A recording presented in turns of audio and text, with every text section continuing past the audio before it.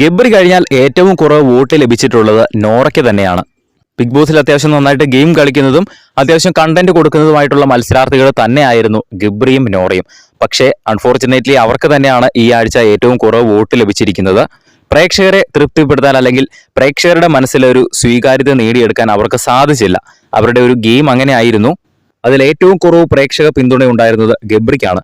അതുകൊണ്ട് തന്നെയാണ് ഇന്നലെ ഗബ്രി പുറത്തായത്. ഒരു ഡബിൾ എവിക്ഷൻ ആണ് നടക്കുന്നതെങ്കിൽ ഉറപ്പായും നോറയും ഇന്ന് പുറത്താകുന്നതാണ്. പക്ഷെ ഇന്ന് നോറയെ പുറത്താക്കിയിട്ടില്ല. ഏറ്റവും കുറവ് വോട്ട് നോറയ്ക്ക് തന്നെയാണ്.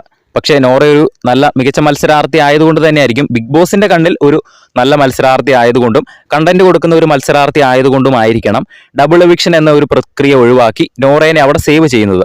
ഒരുപക്ഷെ ഏറ്റവും കുറവ് വോട്ട് ഗബ്രി കഴിഞ്ഞാൽ പിന്നെ ലഭിക്കുന്നത് അൻസിബയ്ക്കായിരുന്നുവെങ്കിൽ, അതായത് ഗബ്രിക്കാണ് ഏറ്റവും കുറവ് വോട്ട്, അതിന് തൊട്ടു പിന്നിലുള്ള വോട്ട് ഏറ്റവും കുറവ് ലഭിച്ചിരിക്കുന്നത് അൻസിബയ്ക്കായിരുന്നുവെങ്കിൽ ഒരുപക്ഷെ അൻസിബനെ ചിലപ്പോൾ പുറത്താക്കിയേനെ. കാരണം അൻസിബ അത്ര മികച്ച ഒരു ഗെയിമറൊന്നുമല്ല, വീട്ടിൽ പോകണമെന്ന് കുറച്ച് നാളായിട്ട് പറഞ്ഞുകൊണ്ടിരിക്കുന്ന ഒരു മത്സരാർത്ഥിയാണ്. അതുകൊണ്ട് തന്നെ കൂടുതലൊന്നും അൻസിബയിൽ നിന്നും എക്സ്പെക്ട് ചെയ്യാൻ ഇനി ഇല്ല എന്ന് തന്നെയാണ് ബിഗ് ബോസ് മനസ്സിലാക്കുന്നത്. പക്ഷേ അൻസിബയ്ക്ക് അൻസിബയുടേതായിട്ടുള്ള ഒരു ഫാൻ ബേസ് ഉണ്ട്. അതുകൊണ്ട് തന്നെ അൻസിബയ്ക്ക് നല്ല രീതിയിൽ വോട്ടും കിട്ടുന്നുണ്ട്. അതുകൊണ്ട് അൻസിബ പുറത്തേക്ക് പോകുന്നില്ല, അൻസിബ സേവ് ആയിക്കൊണ്ടിരിക്കുകയാണ്. കഴിഞ്ഞ 2 നോമിനേഷനിലും ഇത് തന്നെയാണ് സംഭവിച്ചിരിക്കുന്നത്. അഖിൽ മാരാർ കഴിഞ്ഞ ദിവസം ലൈവിൽ വന്ന് പറഞ്ഞ ഒരു കാര്യമുണ്ട്, അവർക്ക് ഷോ നിയന്ത്രിക്കാൻ പറ്റുമെന്ന്. ഇങ്ങനെ ഒരു രീതിയിലാണ് അവർക്ക് ഷോ നിയന്ത്രിക്കാൻ പറ്റുന്നത്. കഴിഞ്ഞ ദിവസം പറഞ്ഞിരുന്നു, ഒരു ഡബിൾ എവിക്ഷൻ വെക്കണോ വേണ്ടയോ എന്ന് തീരുമാനിക്കുന്നത് അവരാണ്.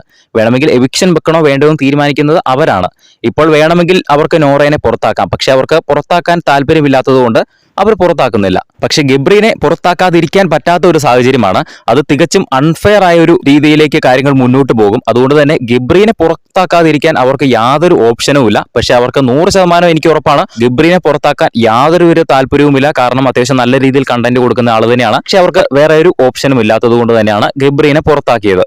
നോറയെ പുറത്താക്കാതിരിക്കാനുള്ള ഒരു ഓപ്ഷൻ ഉണ്ട്, ഡബിൾ എവിക്ഷൻ വെക്കേണ്ട കാര്യമില്ല.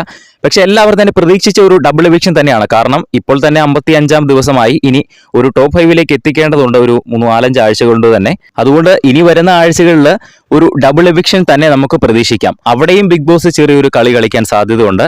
ബിഗ് ബോസിന് ആരെയാണോ പുറത്തു വിടാൻ താല്പര്യം, ആരാണോ മികച്ച രീതിയിൽ അവിടെ കണ്ടന്റ് കൊടുക്കുന്നില്ല എന്ന് ബിഗ് ബോസിന് തോന്നുന്നത്, അവരെ പുറത്താക്കാൻ ബിഗ് ബോസ് മാക്സിമം ശ്രമിക്കും.